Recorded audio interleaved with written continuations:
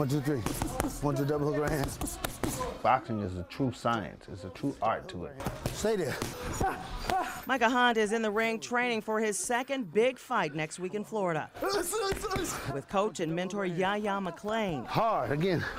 McClain, a two-time boxing champ himself, Dig.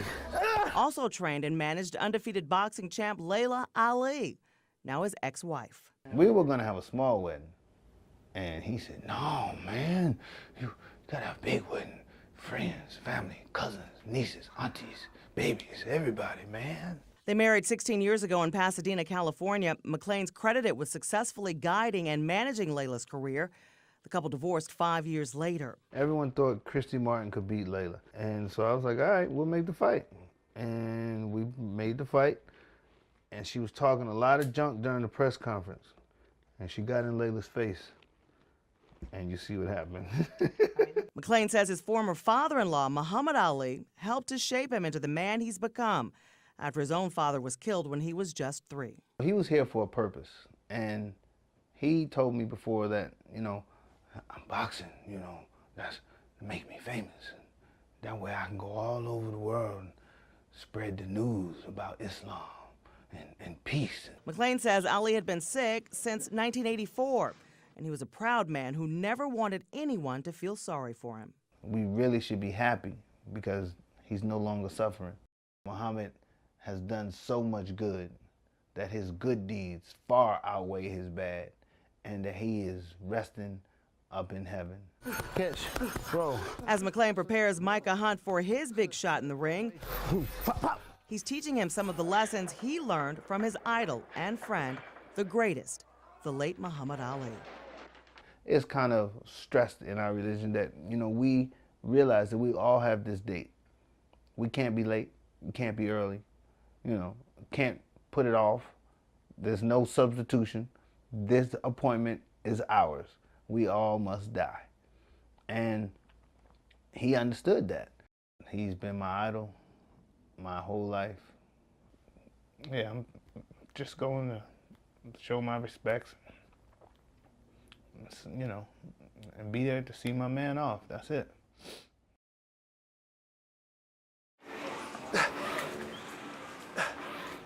The gym has always been David Vibora's sanctuary, a place where hard work helped fulfill a lifelong dream, a spot in the National Football League. But as the last pick in the 2008 draft, Vibora earned the league's title of Mr. Irrelevant and became a man with something to prove, especially after a catastrophic shoulder injury, which led to an addiction to pain pills. I've always been the shark in the water that if I stopped swimming, I was going to get eaten. That mindset. It's one that wears on you, but it's also one that drives you. The fear, even the fear of inadequacy, right? Because I was scared. I didn't know if I didn't have my body, if I wasn't out there on the gridiron, who was David? David Vibora left the NFL and went back to the gym with a plan to train professional athletes. But it wasn't until he met a quadruple amputee at a party that he found his true calling. Vibora now works with adaptive athletes, people like Chris Wolf, a veteran who lost his legs to an infection. Wolf could barely stand when he first arrived. And yes, my biggest fear is falling. But the best thing that I love about it is Dave lets you understand that fear is something that can drive you, not run you away from trying that again. I use that as motivation. Okay, fall, I get back up and do it again. Come on, all out. Job, boys! Make sure you're breathing. These athletes get more than a workout at this Dallas gym. For veterans like Kenny Kalish, who was injured when he stepped on an IED in Afghanistan, the camaraderie is just as important.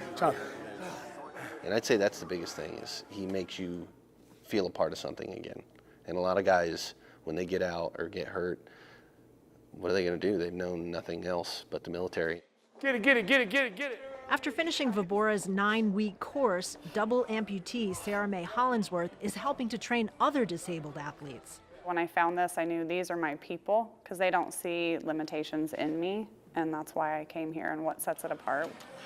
The new sense of purpose echoed by Vibora. Really, my football career, I feel like, was a setup for all this that I'm doing now, and this is the most significant part.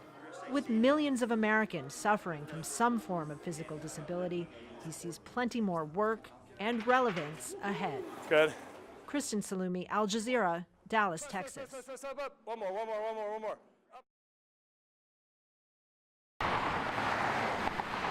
Tonight, evacuation orders lifted. Thousands who left to escape Hurricane Matthew now allowed to return home. I want to thank all of your local officials. The governor surveying damage along the coastline. At least 2 confirmed dead, total devastation still unknown. The general observation by everyone who was in the tour was that we really have escaped some of the detriment that we perhaps had anticipated. The National Guard. That's Army trucks, ain't it? Helping cleanup efforts. I'm out of Charleston. We've got guys and girls up in Atlanta that drove down last night when we got called up, and so just trying to do whatever we can. God bless y'all. Our pleasure. Our pleasure. God bless yes, ma'am. Y'all have a good day. Oh, thank you. Yes, ma'am. Very welcome. Cindy Hodges hadn't left her home since Friday. Things started falling, and more started falling, and we just couldn't see, and we couldn't do anything about it. Debris still scatters the streets, countless trees down across town. But tonight, signs of improvement. This road flooded with 4 feet of water, now dry as the coastline begins to rebuild. The warning from officials, though, it will take time. We were blessed that we did not get hit with the Katrina, but we were very, very close. So we have a lot to be thankful for today.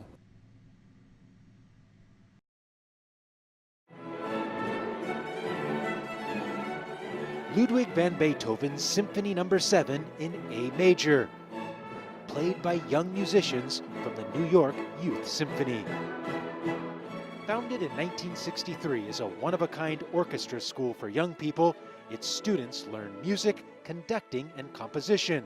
They go on to play in world-class venues all over the world, like this performance in Buenos Aires, Argentina. At Thursday's class session in New York, students learn from professionals for free.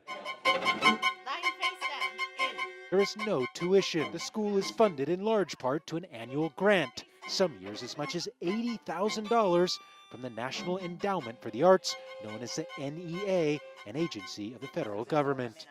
The National Endowment for the Arts would be eliminated under President Donald Trump's proposed budget, which means this orchestra could lose an important source of income, along with thousands of other artistic projects and institutions across the country. How long have you played the viola? Kyle Blaha, the school's director of composition programs, says if the U.S. Congress agrees to cut the NEA, that will have a direct effect, especially on lower-income students. So to say that it would devastate our program is sort of an understatement. We would have to completely reevaluate everything we've been able to do. In a letter to Congress, President Trump said that his proposed budget cuts are, quote, sensible and just an attempt to eliminate government waste and inefficiency. But for musicians and staff here, those cuts could have far-reaching ramifications. It's a huge honor to have this grant.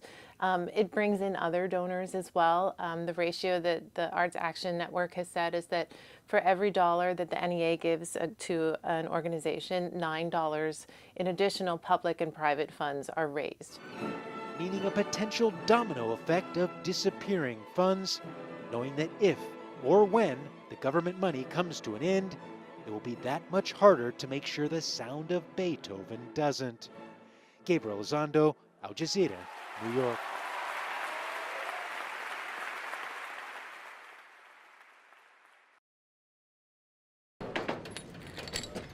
This is becoming a rare sight in our region. Empty gas stations getting refilled. There's no gas. I mean, it's just everywhere you go. I have been to 4 so far. I saw the gas truck, so I pulled in. This Kroger station on Cobb Parkway in Ackworth went from ghost town to packed in minutes flat. Drivers are now waiting in line for their turn to fill up. I saw an oasis. The tanker truck driver says local shipments are getting further and further apart. Fewer loads to haul, more time waiting to get them. It's ridiculous. Back in Atlanta, some places have gone all day without gas. I'm still looking, hoping I can find some type of gas before I get to E and I can't go anywhere. It's kind of frustrating for a lot of people, including myself. This man works at a Texaco in Buckhead. He pulled into work today with a needle nearly on empty, assuming he could just fill up once he got here. Boy, was he wrong. My gas light is on, so I'm just going to cross my fingers when I leave tonight. There's going to be gas for me. Meanwhile, the gas stations that still have gas are charging more. Bad news for people who don't have a choice except to be on the road.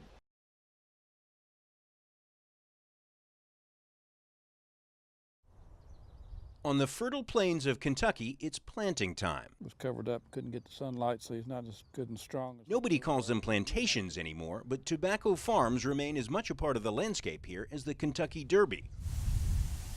The harsh economic winds that threatened to snuff out the housing, banking, and auto industries merely fired the embers of tobacco. You know, with the economy the last few years, when that thing hit, it was like, well, they're not going to be smoking less because they're going to be worrying more.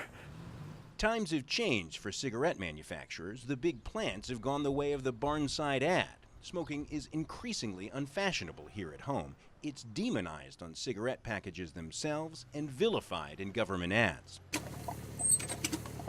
Alvin Lyon's family has been sowing the Kentucky soil for generations, planting corn, soybean, alfalfa, and hay. But his most profitable crop by far is tobacco. It just brings in so much more money per acre than the other crops. Last year was probably about as good a year as we've had on tobacco, probably close to it. The crop was good, the quality was good, and the sale was good. You know, price was good. These fields have been growing tobacco since the 1600s. It used to be sold here to Americans. Now up to 70% of it is shipped abroad to new smokers in Africa, Asia, and elsewhere. For growers, the only thing that's changed is where to ship it. The math for tobacco has been anything but unhealthy. The quotas on the amount American farmers could grow ended in 2004. Production costs are cheap, as little as $50,000 to get started, compared to $1 million or more for the massive acreage and equipment needed for soybean or corn. And while corn and soybean costs sway with the Kentucky breeze, tobacco prices are holding steady at nearly $2 a pound. It's almost an entry and exit without any very much risk whatsoever. With tobacco netting as much as $2,000 an acre if it's a good crop, and corn and soybeans falling somewhere around $500 or $600. Well, it's a pretty easy decision at that point that I'll go with tobacco. With numbers like that, an industry as old as Kentucky itself is only likely to keep growing. John Hendren, Al Jazeera, Georgetown, Kentucky.